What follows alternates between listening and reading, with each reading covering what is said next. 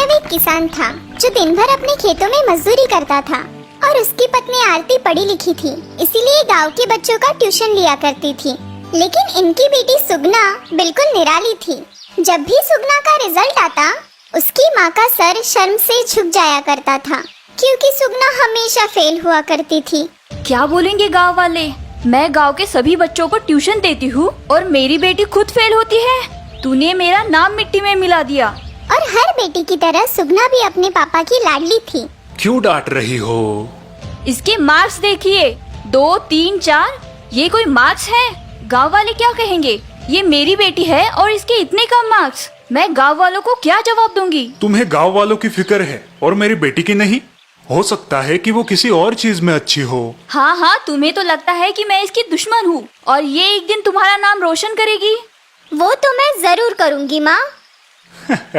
क्यों नहीं?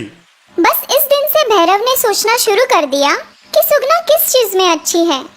सुगना, कोई गाना गाओ। पापा कहते हैं। बस काफी है। भैरव ने देखा कि सुगना को पेंटिंग करने का भी शौक नहीं था। ना ही सुगना नाच सकती थी और ना ही उसे खाना बनाना आता था। एक दिन टीचर ने भैरव को स्कूल बुलाया। आज सुगना ने रवि को बहुत मारा। आप अपनी बेटी को समझाते क्यों नहीं? यूं ऐसे रोज लड़ाई झगड़ा करना एक लड़की के लिए अच्छा नहीं है। सॉरी टीचर, मैं उसे समझाऊंगा। भैरव और सुगना स्कूल से बाहर निकले। आज तुमने रवि को क्यों पीटा? क्योंकि उसने मेरी सहेली तारा को मारा। तुम बिना मतलब रोज झगड़ा क्यों मोल लेती हो? और क्या तुम्हें डर नहीं लगता कि कोई तुम्हें भी पीट देगा? हाँ, मुझे कोई पीट के तो दिखाए, उसका मुंह तोड़ दूंगी। अच्छा। और नहीं तो क्या पापा? स्कूल में सब लोग कहते हैं कि मैं सबसे ज्यादा ताकतवर हूँ। और तभी भैरव को कुछ चमका। वो सुगना को रेसलिंग क्लासेस ले गया। वहाँ लोगों को लड़ता देख सुगना को बहुत अच्छा लग रहा था। क्या तू ये खेल सीखना चाहती है? हाँ पापा, ये तो ऐसा खेल है जो मुझे बेहद पसंद आएगा। ठीक है।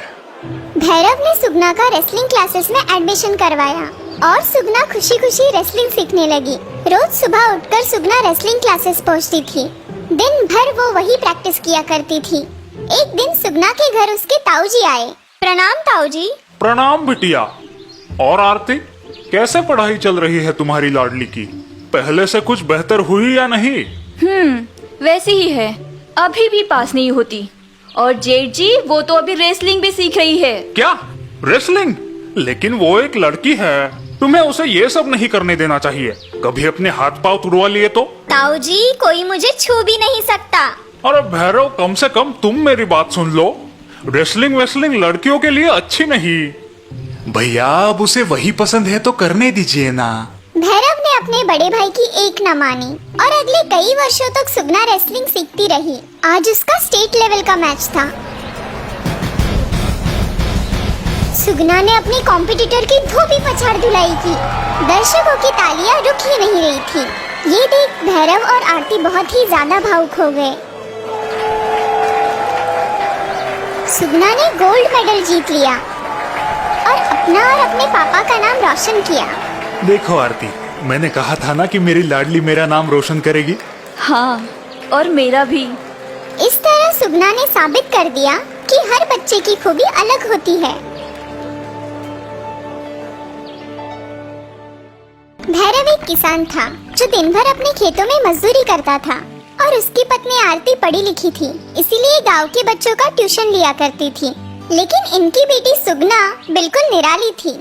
जब भी सुगना का रिजल्ट आता, उसकी माँ का सर शर्म से झुक जाया करता था, क्योंकि सुगना हमेशा फेल हुआ करती थी। क्या बोलेंगे गांव वाले? मैं गांव के सभी बच्चों को ट्यूशन देती हूँ और मेरी बेटी खुद फेल होती है। तूने मेरा नाम मिट्टी में मिला दिया। और हर बेटी की तरह सुगना भी अपने पापा की लाडली थी। क्यों डांट रही हो? इसके मार्क्स देखिए, 2, 3, 4। ये कोई मार्क्स है?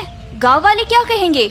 ये मेरी बेटी है और इसके इतने कम मार्क्स। मैं गांव वालों को क्या जवाब दूंगी? तुम्हें गांव वालों की फिक्र है और मेरी बेटी की नहीं? हो सकता है कि वो किसी और चीज में अच्छी हो। हाँ, तुम्हें तो लगता है कि मैं इसकी दुश्मन हूँ और ये एक दिन तुम्हारा नाम रोशन करेगी। वो तो मैं जरूर करूँगी माँ। क्यों नहीं?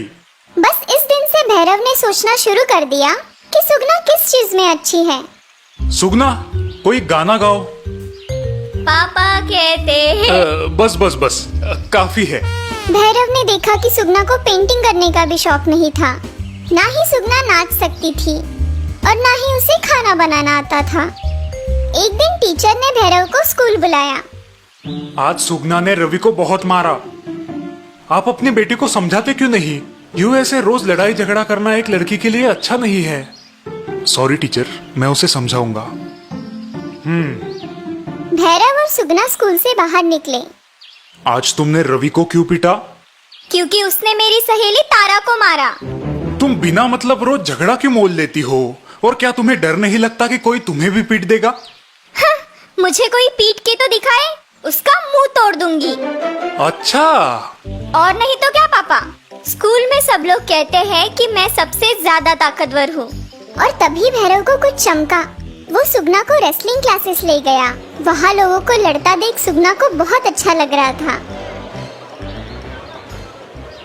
क्या तू ये खेल सीखना चाहती है? हाँ पापा, ये तो ऐसा खेल है जो मुझे बेहद पसंद आएगा। ठीक है। भैरव ने सुगना का रेसलिंग क्लासेस में एडमिशन करवाया और सुगना खुशी खुशी रेसलिंग सीखने लगी। रोज सुबह उठकर सुगना रेसलिंग क्लासेस पहुंचती थी। दिन भर वो वही प्रैक्टिस किया करती थी। एक दिन सुगना के घर उसके ताऊजी आए। प्रणाम ताऊजी। प्रणाम बिटिया। और आरती, कैसे पढ़ाई चल रही है तुम्हारी लाडली की? पहले से कुछ बेहतर हुई या नहीं? वैसी ही है, अभी भी पास नहीं होती। और जेठ जी, वो तो अभी रेसलिंग भी सीख रही है। क्या रेसलिंग? लेकिन वो एक लड़की है, तुम्हें उसे ये सब नहीं करने देना चाहिए। कभी अपने हाथ पांव तुड़वा लिए तो? ताऊजी, कोई मुझे छू भी नहीं सकता। अरे भैरव, कम से कम तुम मेरी बात सुन लो। रेसलिंग वेसलिंग लड़कियों के लिए अच्छी नहीं। भैया, अब उसे वही पसंद है तो करने दीजिए ना। भैरव ने अपने बड़े भाई की एक न मानी और अगले कई वर्षों तक सुगना रेसलिंग सीखती रही। आज उसका स्टेट लेवल का मैच था। सुगना ने अपने कॉम्पिटिटर की धोबी पछाड़ धुलाई की। दर्शकों की तालियां रुक ही नहीं रही थी। ये देख भैरव और आरती बहुत ही ज्यादा भावुक हो गए। सुगना ने गोल्ड मेडल जीत लिया और अपना और अपने पापा का नाम रोशन किया। देखो आरती, मैंने कहा था ना कि मेरी लाडली मेरा नाम रोशन करेगी। हाँ, और मेरा भी। इस तरह सुगना ने साबित कर दिया कि हर बच्चे की खूबी अलग होती है